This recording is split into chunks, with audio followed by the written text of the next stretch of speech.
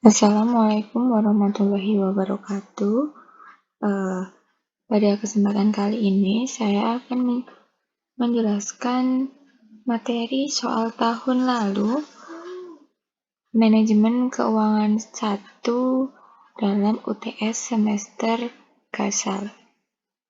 Laporan keuangan PT Prima Utama diketahui balance sheet-nya 31 Desember 2017 pada akun cash and cash equivalent itu merupakan kas sejumlah 27.435.000, kemudian financial asset atau aset keuangan sebesar 7.824.000,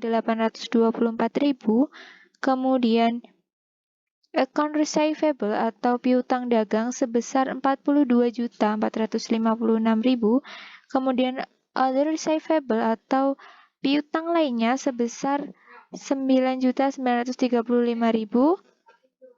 inventories itu persediaan sejumlah 61.917.000, dan current asset atau aktiva lancarnya itu ditotal dari cash sampai inventories itu menjadi aktiva lancar dengan total 149.567.000. Kemudian diketahui fixed assetnya sejumlah 179.636.000. Kemudian akumulasi depreciation atau akumulasi depresiasi sejumlah 44.909.000. Kemudian net fixed asset aset tetap bersih sejumlah 224.545.000. Kemudian total aset diketahui sejumlah 523.679.000. Kemudian pada account payables atau hutang, di situ tertera 33.102.000.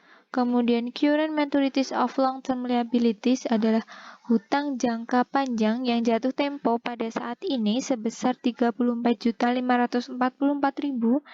Kemudian current liabilities atau hutang lancarnya sebesar 67.646.000. Kemudian ada shareholders equity, itu adalah ekuitas pemegang saham, di mana common stock-nya atau saham biasanya sejumlah 216.281.000. Kemudian additional paid in capital sejumlah additional itu adalah tambahan modal di setor sejumlah 58.441.000. Kemudian retained earning itu sebesar saldo labanya sebesar 113.665.000 hingga diketahui total liabilities dan equity atau total hutang dan ekuitasnya sebesar 523.679.000, maka akan balance seperti itu.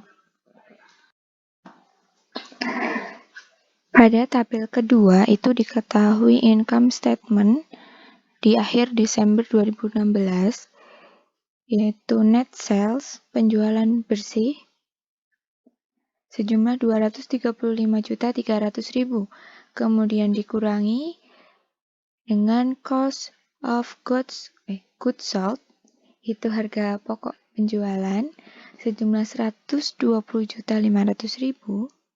itu menghasilkan laba kotor sebesar 114.800.000. Kemudian dikurangi lagi dengan biaya administration and marketing cost atau biaya administrasi dan biaya pemasaran sejumlah 28.250.000. Maka akan diketahui earning before tax-nya atau penghasilan sebelum pajak sejumlah 86.550.000. Kemudian kita kurangi lagi dengan bunga atau interest itu sejumlah 12.250.000. maka akan menghasilkan earning before tax atau penghasilan sebelum pajak sebesar 74.300.000. Kemudian kita kurangi lagi dengan tax atau pajak sejumlah 18.575.000 hingga menghasilkan akhir earning after tax atau penghasilan setelah pajak sejumlah 55.725.000. Kemudian berdasarkan laporan keuangan di atas, hitunglah rasio-rasio di bawah ini. Yang pertama itu current ratio atau rasio lancar, di mana rumus dari rasio lancar ini sendiri yaitu aktiva lancar dibagi dengan hutang lancar. Jadi silakan dilihat pada soal aktiva lancar sejumlah 149.567.000,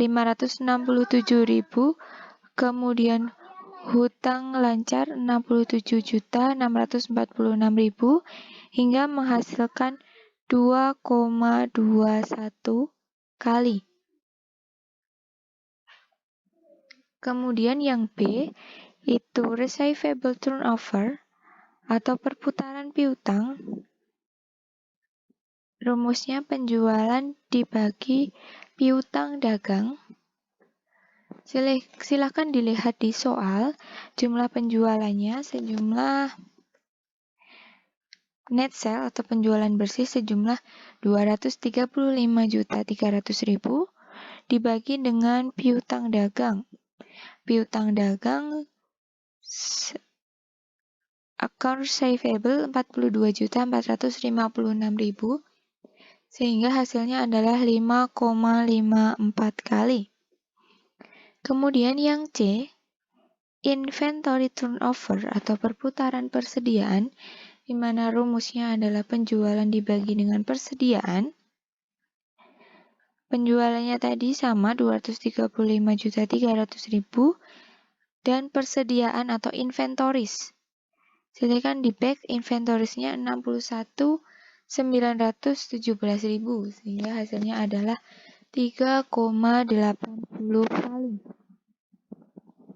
Kemudian yang D, return on asset atau ROA.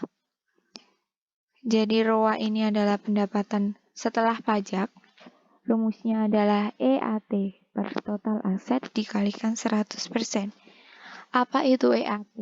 Jadi EAT adalah earning after tax, yaitu penghasilan setelah adanya pajak. Dibagi total aset dikalikan 100%.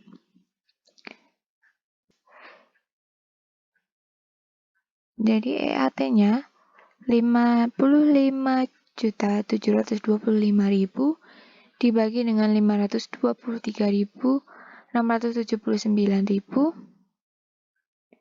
dikalikan 100%, hasilnya adalah 0,106%. Kemudian yang E, debt to equity ratio atau DER. Itu rumusnya total hutang dibagi dengan total ekuitas. Total hutang dikurangi total ekuitas. Nah, total hutang itu diambil dari current liabilities atau hutang lancar sejumlah 67.646.000. Kemudian untuk total ekuitas diambil dari penjumlahan dari shareholder equity, itu dijumlah mulai dari common stock, additional paid in capital, dan retained earning itu dijumlah hingga menghasilkan totalnya itu 388.387.000 sehingga hasilnya adalah 0,17 kali. Nah, untuk soal yang F, coverage ratio, itu rumusnya EBIT, earning before interest and tax, dibagi dengan bunga. Silakan dilihat soalnya. earning before interest and tax. Jadi di sini penghasilan sebelum adanya bunga dan pajak 86.550.000 dibagi dengan bunga sebesar 12.250.000, maka hasilnya adalah 7,06. Kemudian yang terakhir, collection period atau perputaran piutang. Di sini rumusnya jumlah hari dalam setahun dibagi dengan inventory turnover.